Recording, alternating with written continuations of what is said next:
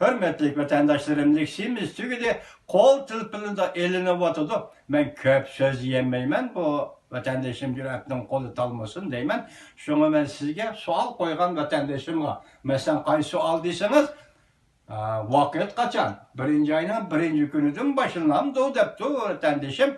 Vakit desepti şunda ilan kılgan idi. Leri Kotla Aksaray'ın hesap meselesi. Lekin kayınlarla Aksaray yani özgürlük hasıl kıldı. Vakit vatandaşım aşı sohbet başlangan gün 12. ayının birinci günüdün, bu yıllık 12. ayının birinci günüdün başlanıp top doğru 3 ay.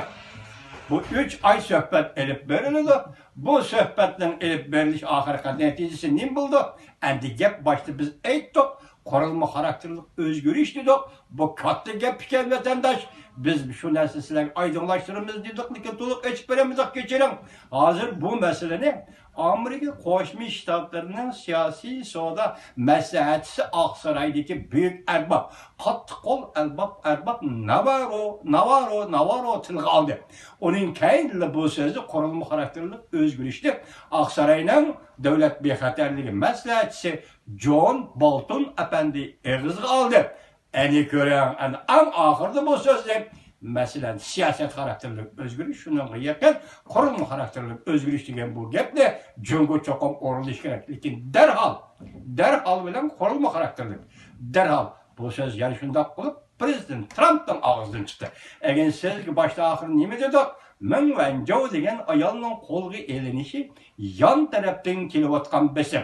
Jungo hukumati men sizga tez dedim. Kechiktirdigan vaqt yo'q.